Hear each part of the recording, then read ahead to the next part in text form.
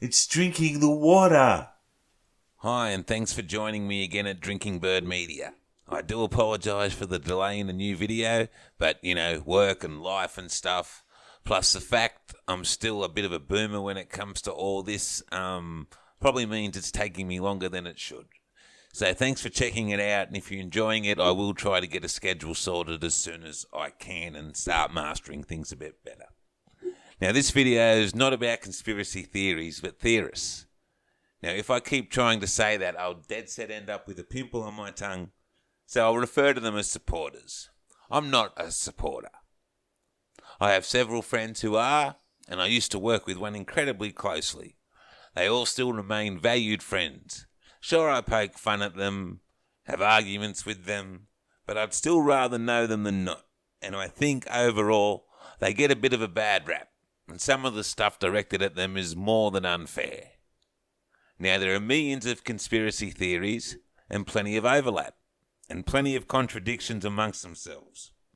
Just like how there's millions of other ideas that contradict each other. However, the conspiracy theorist who is more like this than like this is, I think, a valuable ally in your life if you're a bit of a thinker, like to be challenged, even if you don't agree with them at all. Keep them around. But the fire directed at them at the moment is a level I haven't seen before. I guess it's probably because the current circumstances are a health one. And, there's the whole thing about, killing grandma. But there'll be videos about that too because, that sort of moralising is something that's happening a lot these days. But I genuinely think that not too many of them want to hurt anyone at all. The thing is, current circumstances provide fertile soil for theories to grow. With good reason. I mean, my biggest problem with control the population type theories being bandied around is the amount of cooperation, coercion, and competence required to achieve such schemes.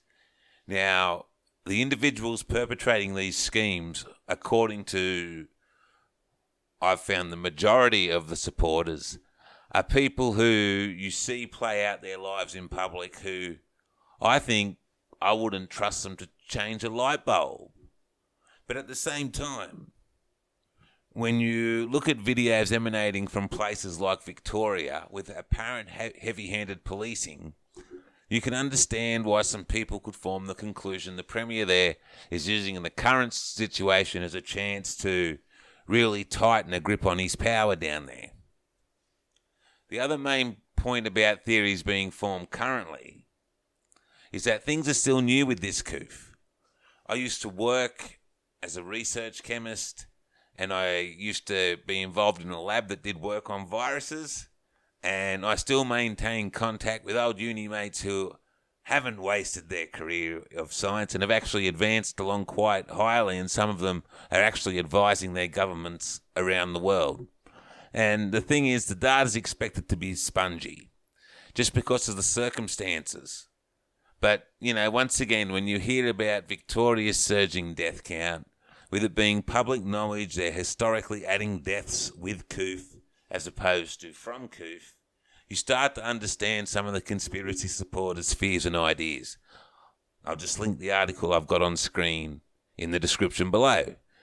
Now, I'm not stating belief in one thing or the other because, I'm with my old uni friends here. It's a classic fence sit because I think that it's still too early to form any sort of assessments, and we're still seeing a lot of Chicken Little type, the sky is falling reaction.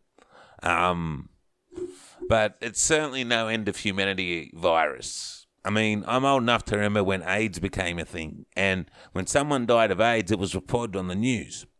Not much was known for ages, but as we all know now, HIV is transmitted by bodily fluids, not airborne, which makes it different. Of course, most people could take the means of either wearing a condom or if they're a bit of a junkie, not sharing needles to help prevent the spread, but plenty of people still did. Still, they were private things, not enforced, and like I said, that was when I was a kid, and now, you barely hear about it. There's treatments. awareness, all those sorts of things. So yeah, basically, there's still plenty of reason to have faith that, we will get a handle on this thing. Once again, I'm using the accepted sort of narratives. Now, where I have chosen to challenge conspiracy supporters around the coof is where there's been an obvious hole, as far as I can see.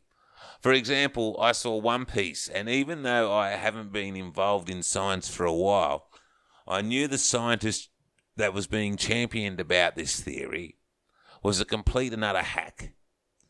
I remember that from my time. So, the fact that they're still around and kicking, well, good luck to them. But, yeah, according to their recent bodies of work, their hackery has continued. And that's before the coup. So, yeah, but I didn't dismiss their idea. What I said was, if you want to propose that idea and you want to convince me, find someone better who supports it.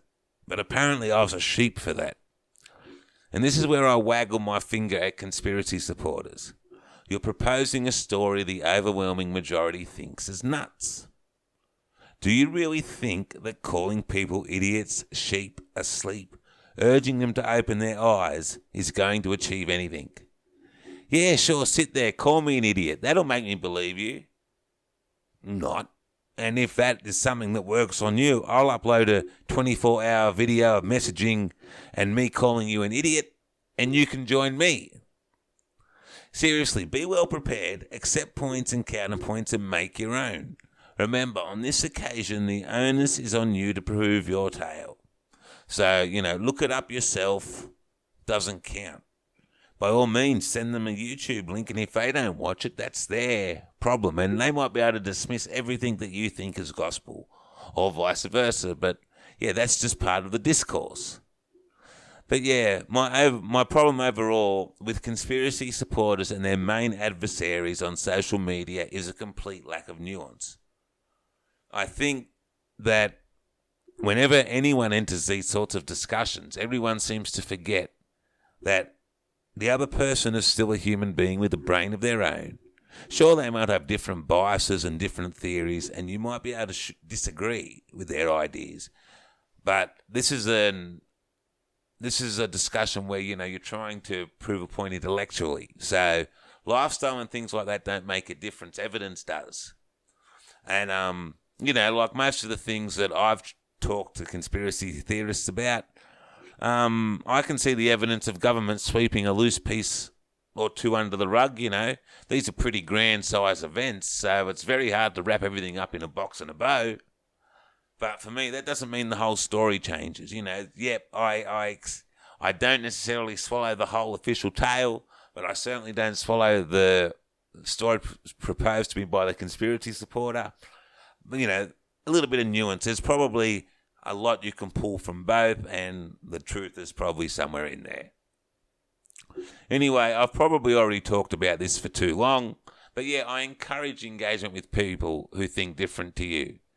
But yeah, everyone can learn something off everyone else, even if it's the only thing you learn is how to make your own argument stronger. Don't be so black or white.